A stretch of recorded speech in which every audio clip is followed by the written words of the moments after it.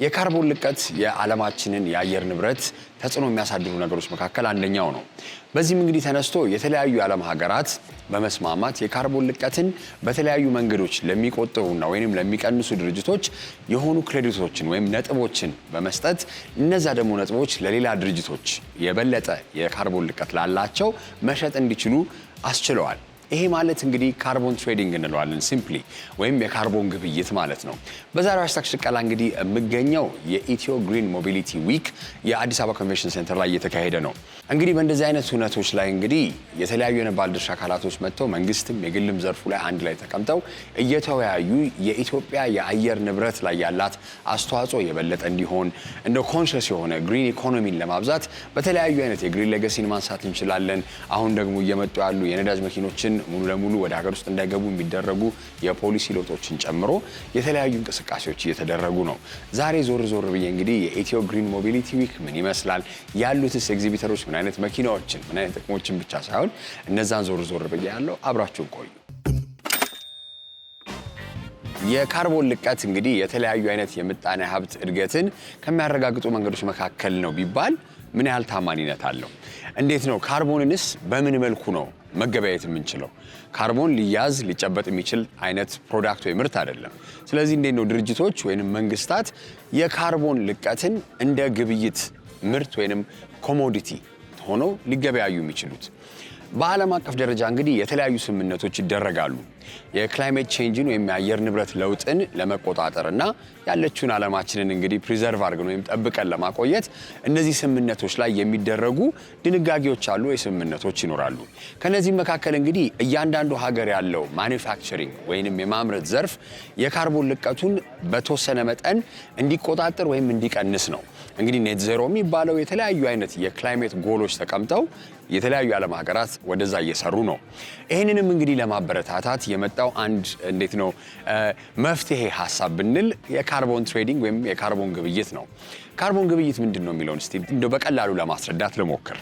አንድ ካርቦን ክሬዲትን ማለት ምንድን ነው እንግዲህ ወይም የሚገበያዩበት መጠን ምን ያህል ነው ብንል የአንድ ሜትሪክ ቶን CO2 ወይም ካርቦን ዳይኦክሳይድ ልቀትን ነው ማለት ነው። ይሄም ከተባለ በዚህ ስታንዳርድ የሆነ ወይንም የተመደበ የልኬት መጠን ከተቀመጠ በኋላ የተለያዩ መንግስታት እንግዲህ የሚሰጣቸው ካፕ ይባላል። ካፕ ማለት ጣሪያ ልንለው እንችላለን።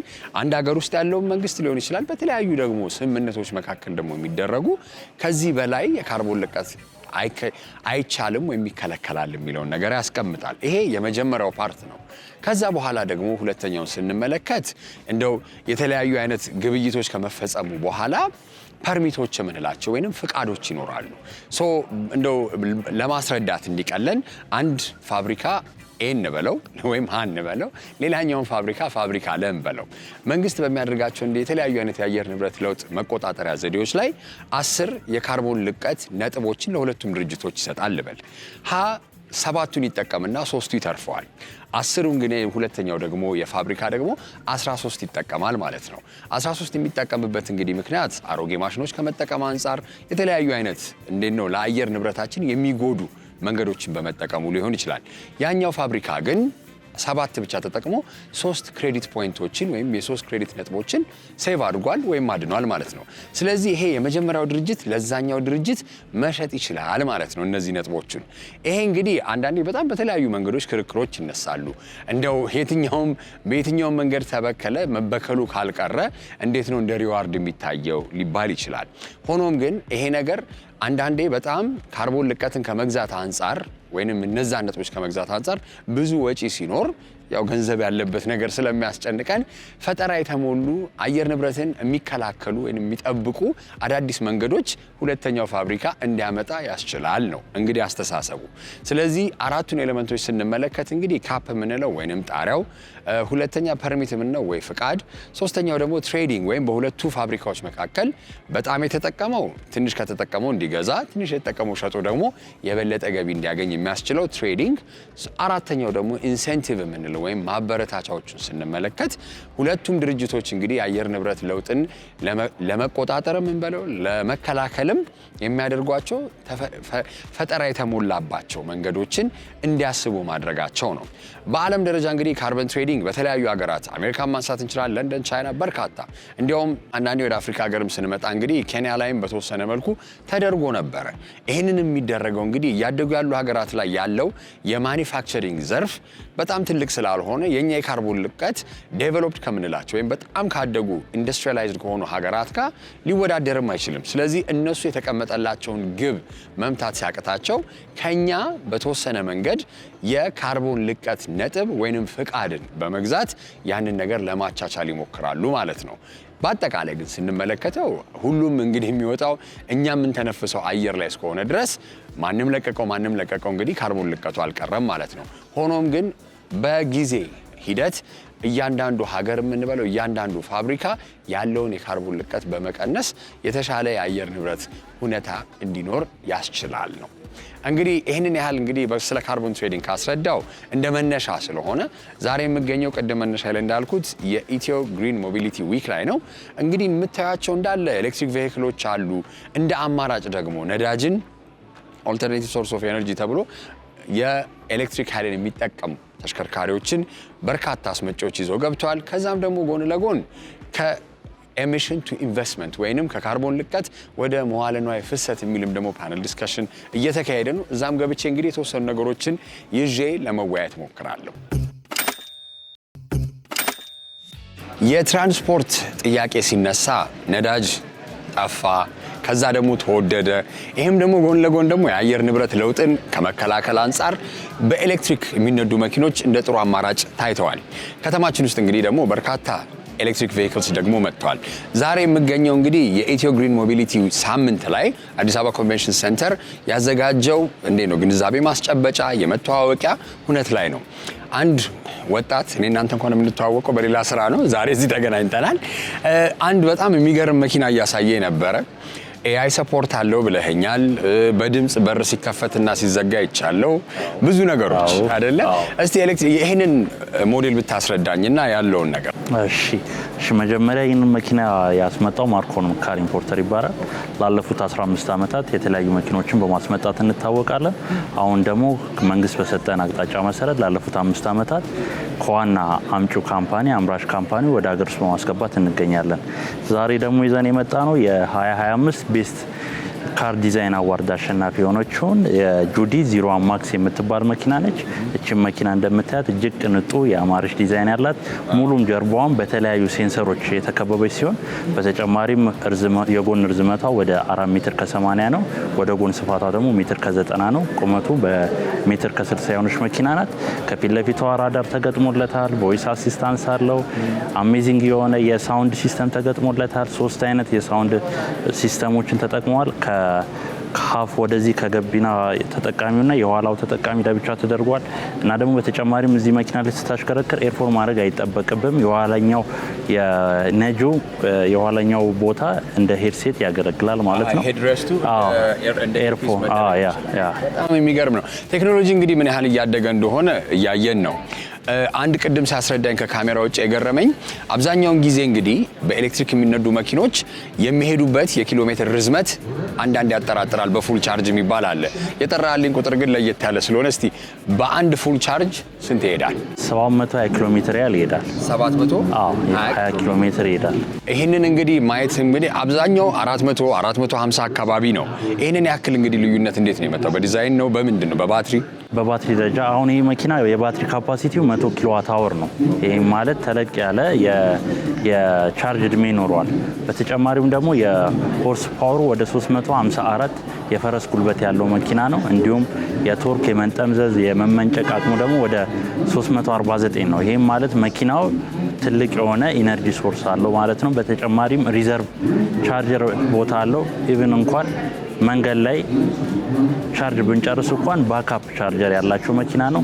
እንዲሁም በተጨማሪ አሁን ላይ የኤሌክትሪክ መኪኖች እስከ 920 እስከ 1200 ኪሎ ሜትር መልክ እየመጡ ይገኛሉ ማለት ነው። በጣም አሪፍ ነው። በጣም ደስ ይላል። ከስፒድ አንጻር ደግሞ ፍጥነትም ላይ እንግዲህ እኔ ያው የመኪና ኢንቱዚያስት ስለነበርኩኝ የቡጋቲ ቬሮን ላይ ያየሁት አንድ ዲዛይን አለ። አውሮፕላኖች ሲበሩ ያው ክንፋቸው ላይ ያለው ፍላንክ በመንቀሳቀሱ ነው አይደለ? ያንን ነገር ናቪጌት የሚያደርጉት ፍጥነትን በጨመረ ቁጥር እንግዲህ የተለያዩ ተሽከርካሪዎች ከጀርባ የሚገጠምላቸው እንደ ክንፍ ነገር ነው አይደለ ያለው? እስቲ እሱን አስረዳኝ። እሱኛው ደግሞ እቺ መኪና በፎርሙላ 1 ዲዛይን አይነት የተሰራችው የስፖርት ካር አይነት ነች። በጣም በፍጥነት በምንነዳበት ጊዜ ራሱን እንደ የኋለኛው ክፍሏ ትከፈታለች ማለት ነው። ራሱን መንገዶችን አዳፕት አድርጎ የኋለኛዋን ኤርክራፍቷን ነገር ከፍ አርግቶ ያወጣታል ማለት ነው። መሬት በመቆንጠጥም እንግዲህ የተለያዩ ፍጥነትም ሲጨምር አንዳንዴ ከፍ እንዳይል ያደርገዋል፣ ወደ መሬትም ይይዘዋል። ስለዚህ በጣም አሪፍ ነው። እንግዲህ 2024 መጨረሻ ወይ 2025 ሞዴል ነው የሚባለው። ዋጋ ስንት ነው ልበል? እስካሁን ዋጋ አልወጣለትም። በተጨማሪ ደግሞ ይህ መኪና ያልነገርኩ ነገር ከኛ ቁጥጥር በሆነበት ውጪ ሰው ቢገባ መኪና ቢገባ ራሱን ቀጥታ ብሬክ አድርጎ መያዝ ይችላል ማለት ነው። እነዚህ መኪኖች ከፍጥነት ከኤሌክትሪክ ኃይል ምንጭነት ውጪም ከአደጋ ከመቀነስም ትልቅ አስተዋጽኦ አላቸው። በጣም አሪፍ። ቴንኪው ለቆይታችን። በጣም አመሰግናለሁ። መልካም ቀን። እንደ አውሮፓውያን አቆጣጠር በ2015 ፓሪስ ላይ የተካሄደው የአየር ንብረት ጥበቃ ኮንቬንሽን ላይ የዓለም ሀገራት ያስቀመጧቸው ጎሎች ወይም ግቦች አሉ። ከነዚህ መካከል እንግዲህ አንደኛው በአመታዊ ጭማሪ ወይንም ግሎባል ቴምፕሬቸር የምንለው ዓለም አቀፍ የሆነው የሙቀት መጠን ከ1 ዲግሪ 1.5 ዲግሪ ሴንቲግሬድ በላይ እንዳይሆን ለመቆጣጠር ነው። ከዚህም በላይ ደግሞ የተለያዩ አይነት ጎሎች ወይም ግቦችን አስቀምጠው የዓለም ሀገራት የተለያዩ አይነት ፖሊሲዎችን በመቀየር ዛፎችን በመትከል እንችላለን አጠቃላይ የሆኑ እንቅስቃሴዎች በማድረግ የአየር ንብረት ጥበቃ ላይ የተሰራ ነው። ዛሬ እንግዲህ ያው ቅድም መግቢያ ላይ እንዳልኩት የምገኘው የኢትዮ ግሪን ሞቢሊቲ ዊክ ላይ ሲሆን አሁን ከአንድ እንግዳ ጋር ተገናኝቻለሁ። እባክዎትን እስቲ ስሙትና የስራ ድርሻውን ያስተዋውቁልኝ መጀመሪያ። እሺ፣ ስሜ ዘንጋው ይታይ ይባላለሁ። በትራንስፖርትና ሎጂስቲክ ሚኒስቴር የአየር ንብረት ለውጥ ከፍተኛ ባለሙያ ነኝ። እሺ፣ በጣም አመሰግናለሁ ለጊዜዎት መጀመሪያ። እኔም አመሰግናለሁ። ኢትዮጵያ እንግዲህ ከ2015 ላይ በተደረገው ስምምነት ቶፕ ፐርፎርመር ከሚባሉ 3 ሀገራት ወይም ተቀምጣ ነበረ። ባሳለፍነው ሐምሌ ላይ መሰለኝ ወጣ ነገር። እስቲ እነዛን ነገሮች አቺቭ ለማድረግ ወይንም እዛ ደረጃ ላይ እንድደርስ የተደረጉ ለውጦች ምን ይመስላሉ? በትራንስፖርቱም ዘርፍ ላይ ቢሆን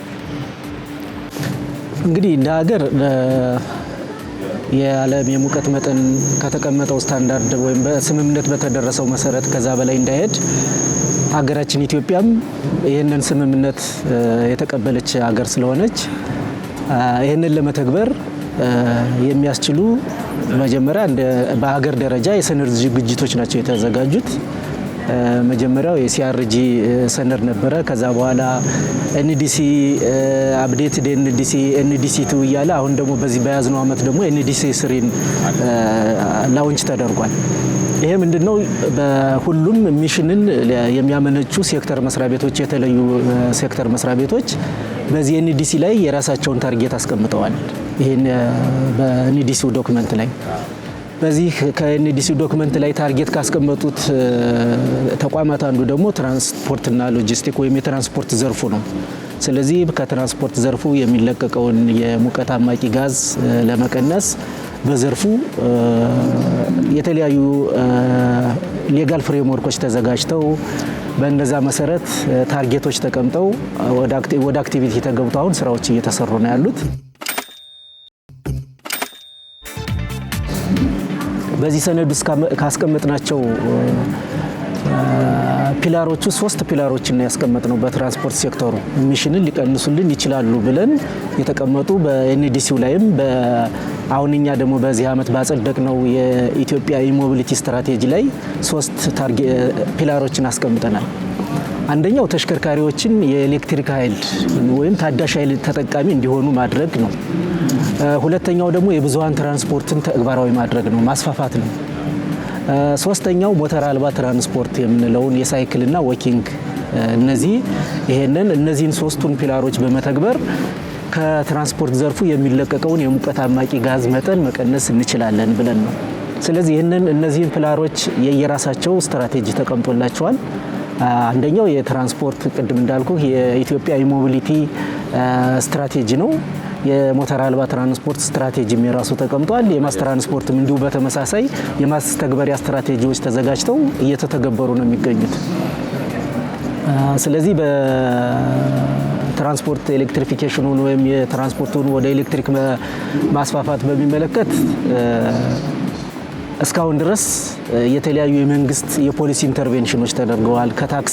ከታክስ ነፃ እንዲገቡ ወደ ሀገር ውስጥ ተደርገዋል። የኤሌክትሪክ ተሽከርካሪዎች ወደ ሀገር ውስጥ ሲገቡ ታክስ ፍሪ እንዲሆኑ ተደርገዋል። እሱም ብቻ ሳይሆን ለኤሌክትሪክ ተሽከርካሪዎች አገልግሎት የሚውለው የቻርጅ ማድረጊያ ወይም የኃይል መሙያ መሰረተ ልማቱን ለመገንባት የሚያስችሉ ቁሳቁሶች ወደ ሀገር ውስጥ ሲገቡ ማሽኖችና ሌሎች ተያያዦችም እነዚሁ በተመሳሳይ ከቀረጽ ነፃ እንዲሆኑ ተደርጎ አሁን የኤሌክትሪክ ተሽከርካሪዎች በሀገራችን ሆነ በስፋት እየታዩ ነው ያሉት። እንደው መነሻ ላይ 100% በነዳጅ የሚጠቀሙ ተሽከርካሪዎች እኛ ሀገር ላይ ኢትዮጵያ እንዲያውም የመጀመሪያዋ በዓለም ሀገር እንደዛ ነው የከለከለችው። ሆኖም ግን አብዛኛውን ጊዜ ደግሞ ስንመለከት አሁንም ያው የኤሌክትሪክ ቬሂክሎች እየበዙ ቢመጡም አብዛኛውን ደግሞ የነዳጅ መኪኖች አሉ። ስለዚህ አሁን ያንን ልቀት ለማመጣጠን ሀገር ውስጥ ደግሞ ወይም ስምሪት ላይ ያሉ ደግሞ የነዳጅ መኪኖች ላይስ ምን አይነት ማሻሻያ ወይንስ ማስተካከያ ነገሮች ተቀምጠዋል? አሁን በስራ ላይ ያሉ በነዳጅ የሚሰሩ ተሽከርካሪዎች ሚሽን ስታንዳርድ ወጥቶላቸዋል። ስታንዳርዱ ተዘጋጅቶ አስፈጻሚ መመሪያ ተዘጋጅቶ ኦልሬዲ ወደ ስራ ተገብቷል። ስለዚህ እያንዳንዱ ተሽከርካሪ ምን ያህል መልቀቅ እንዳለበት ገደብ ተዘጋጅቶለታል ማለት ነው። ስለዚህ ይሄ አመታዊ ምርመራ ሲካሄድ የቴክኒክ ምርመራ ለቦሎ የምናደርገው ምርመራ ሲካሄድ አንዱ መስፈርት ምን ያህል ኢሚሽን ስታንዳርዱን ፊት ያደርጋል የሚለው አንዱ መስፈርት እሱ ነው። በዛ መሰረት ቴክኒካሊ ይመረመራል፣ የጋዝ ልቀቱ ይለካል። ፊት የማያደርግ ከሆነ ሌሎች ይህንን ሊያስተካክሉ የሚችሉ ቴክኖሎጂዎችን እንዲጠቀም አስገዳጅ ይሆናል። ወይም ሌሎች ሰርቪስ ማድረግ ካለበት ደግሞ ሰርቪስ ማድረግ ይጠበቅበታል። ሶስተኛው በነዳጅ እየሰራ ያለ ተሽከርካሪ ወደ ኤሌክትሪክ መቀየር የሚቻልበት ቴክኖሎጂ አለ። ኦልሬዲ ሰነዶች ተዘጋጅተው አሁን ወደ ስራ ተገብቷል። እዚህም ለኤግዚቢሽንም ተቀይረው በነዳጅ የሚሰሩ ተሽከርካሪዎች ወደ ኤሌክትሪክ ተቀይረው እዚህ ኤግዚቢሽን ላይ እየታዩ ነው። ስለዚህ እንደነዚያም ወደ ኤሌክትሪክ የሚቀየርበት አሰራር አለ።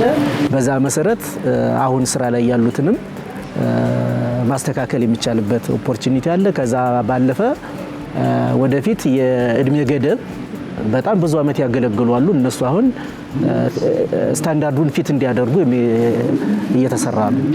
እንደው ካርቦን ትሬዲንግ ወይም የካርቦን ግብይት ያደጉ ሀገራት ላይ ተለምዷል። አሜሪካን ማንሳት እንችላለን፣ ቻይናን ማንሳት እንችላለን፣ በዘርፍ ስለሚገናኝ እኛስ ሀገር ያለው የካርቦን ግብይት በጣም እንደው አንዳንዴ ሃይብራዊ ይሆናል ወይም ውስብስብ ሊመስለን ይችላል። እሱ ያለው እድል ምንድን ነው? ውስብስብ አይደለም። በእርግጥ እንደዚህ ይሄንን የምንተገብርበት ሰነድ ያስፈልጋል። ዝም ብለን የምንገባበት አይደለም። ግን በአሁኑ ወቅት የፕላንና ልማት ሚኒስቴር የካርቦን ፋይናንስ ስትራቴጂ አጸድቋል፣ ተዘጋጅቶ ጸድቋል። ስለዚህ በዛ መሰረት ፕሮሰሶች አሉ፣ ፕሮሲጀሮች አሉት። እንዴት ነው ወደ ካርቦን ማርኬት የምትገባው? ምን ያህል ስትቀንስ ነው የምትገባው? መቼ ነው የሚለው የራሱ ፕሮሰስ አለው። ኦልሬዲ የትራንስፖርት ሴክተሩ በኤሌክትሪክ ተሽከርካሪዎች እየቀነስን ያለውን ኢሚሽን ወደ ካርቦን ትሬድ ለማስገባት ከአንድ የህንድ ኩባንያ ጋር የመግባቢያ ሰነድ ተፈራርመናል። በጣም ጥሩ። ጥናቶችን እየተሰሩ ነው። የዳታ ማሰባሰብ ስራዎች ይሰራሉ። ከዛ በኋላ የሚያስፈልጉን ዝግጅትና የሚያስፈልጉት የዶክመንቴሽን ስራዎች ከሰራን በኋላ ከዚህ በኤሌክትሪክ ተሽከርካሪ ምክንያት የቀነስነውን ኢሚሽን ወደ ፋይናንስ በመቀየር የምናገኘውን ፋይናንስ መልሰን እዚሁ ግሪን ትራንስፖርቱን የምናስፋፋበት የኃይል መሙያ ማዕከላት የሚገነቡበት እና ሌሎች ትራንስፖርቱን ግሪን ሊያደርጉ የሚችሉ ስራዎችን የምንሰራበት ነው የሚሆነው። በጣም አሪፍ። የመጨረሻ ጥያቄ ላድርግሎትና እስቲ ወደፊት እንደ ሮድ ማፕ የሚቀመጡ እቅዶች ይኖራሉ አይደለ?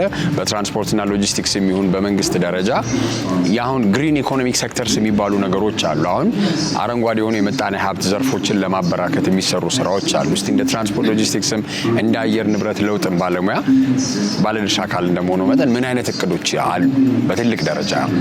እኛ በትልቅ ደረጃ እንግዲህ የኢትዮ ሞቢሊቲ ኢሞቢሊቲ ስትራቴጂ በዛ ታርጌት ያደረግነው በ2030 500 ሺህ የኤሌክትሪክ ተሽከርካሪዎች ወደ ስራ ለማስገባት ነው ያቀድነው ታርጌት ያደረግነው።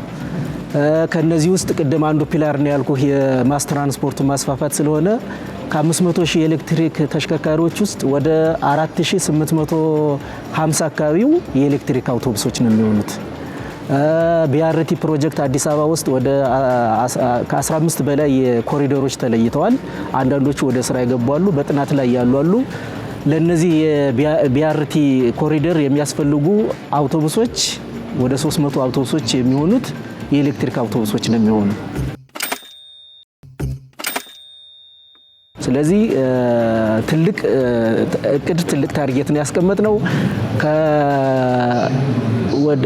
የኃይል መሙያ ማዕከላትን በሚመለከት ከ2176 በላይ የቻርጂንግ ስቴሽን ማዕከላትን ለመገንባት በ2030 እቅድ አስቀምጠናል። በአጠቃላይ ይሄ ነው እንግዲህ መጨረሻ ብዬ ነበረ፣ ግን አዲስ አበባ ላይ ያለው ነገር ነው። ወደ ክልሎቻችንስ እንዴት ነው የሚደረገው? ያ ስትራቴጂ አሁን በፌዴራል ደረጃ ተቀርጾ የሚቀመጥ ቢሆንም ወደ ተለያዩ ክልሎችስ እንዴት ይወርዳል? አሁን ስትራቴጂው ወደ ክልል እየወረድን ያለ ነው። ስልጠናዎችን፣ የግንዛቤ መፍጠሪያ ስራዎችን እየሰራን ነው። አንዱ የግንዛቤ መፍጠሪያ ይሄ የኢሞቢሊቲ ዊክ ነው። እንደዚህ አይነቶች ፕሮግራሞች ወደ ክልል ይሄዳሉ። 1054 ጠቅላላ ከምንገነባቸው የኃይል መሙያ ማዕከላት ውስጥ ወደ 1054 የሚሆኑት በክልል የሚገነቡት እና በአጠቃላይ አዲስ አበባን ብቻ ማዕከል ያደረገ ሳይሆን ክልሎችን ጭምር ማዕከል ያደረገ ስራ ነው። በጣም አመሰግናለሁ ለቆይታችን። ቴንክ ዩ። When we're talking about electric vehicles, compact sedan, nowadays 4x4 vehicles are what comes to mind. But now I'm standing here with a representative from Shakman that are bringing, heavy-duty trucks that are electrically powered to Ethiopia. Yeah. So, first and foremost, how does, an electric vehicle get to a heavy-duty truck, and how can we power it just using electricity? I would say, firstly, it's an honor to be here. Thank you. And for our Shakman models, we use deep to the market for the diesel trucks and traditional fuels. Of course, for every single country, people do that. Even in China, for maybe a couple of years ago, we used to have that. But as the technology has changed, the carbon become a huge problem for everybody. That's why, since the policy has changed here, we are ready to push in the newest model to the market, which is the LNG, liquefied natural gas, and the EV trucks, which is purely electric. As you mentioned, the electric has lower noise to the public, especially for the constructing, and also it saves a lot of times for people who work there, because when it goes to the charging, it is more convenient to the diesel or natural gas. And what I can mention is the newest model has yet to come. It's determined to have a better environment, to make a better environment friendly in Ethiopia market. Also, right now we're not just focused on the trucking. We're not only selling the trucks. We offer you from the beginning to the end, the whole stack of heavy-duty solutions. Oh, nice. For every desire. So whatever there's needed, Shakman will always be there. That's nice. So can you please explain on the heavy-duty solutions? When you're saying heavy-duty solutions, what is it? Is it maintenance, repair, spare parts? It's gonna be everything. Oh, the entire supply chain? Yeah. Especially when we're pushing the EV trucks here, we all know how important the spare part is. Definitely. Also the battery. Yeah, it's important to maintain the battery to have a best performance in each different markets. That's why our headquarters asked us to have a strategy called One Country, One Strategy. So for every strategy, especially in Ethiopia market, it's just specifically for the Ethiopia market. That's nice. So, like, what are your, like, you know, your best features, if I may ask, in one of your, like, EV heavy-duty trucks? Best features. I'll say I can't disclose too much, but there's a one. There is one. So please tell me. So as the, for example, for the EV trucks, when they go into the downhills, we all share the same technology that when they go into the downhills, the braking system will automatically charge the battery. Oh, nice. Yeah, because of gravity. Because of the gravity. So it will automatically be charging the battery as in simultaneously. Magic. That was magic. It is very magic. Thank you so much for your time. Enjoy your stay here. እንግዲህ ኢትዮጵያ በፓሪስ ክላይሜት ሰሚት የተቀመጡላትን የአየር ንብረት ለውጥ ለመቀነስ ግቦች ምንላቸው ነጥቦች ለማስተካከል ወይም አቺቭ ለማድረግ በርካታ ፖሊሲ ለውጦችን የተለያዩ ስራዎች እየተሰሩ ነው። ዛሬም እንግዲህ መመልከት እንደቻልነው በተለያዩ አማራጮች ከትንሽ መኪና እስከ ትልቅ ጭነት መኪና ድረስ በኤሌክትሪክ ፓወር ብቻ የሚሰሩ እየገቡ ነው። ይሄም ጥሩ ጅማሬ የሚሆን ሲሆን እንግዲህ የተቀመጠንን ግብ ቀስ በቀስ የምንደርስበት ይሆናል ብለን እናምናለን። የዛሬው ሃሽታግ ሽቀላ ይህን ይመስል ነበረ። አስተያየትና መልከቶቻችሁን በተማልታስ ምትላኩልን። በሚቀጥለው ሳምንት እስከምንገናኝ መልካም ጊዜ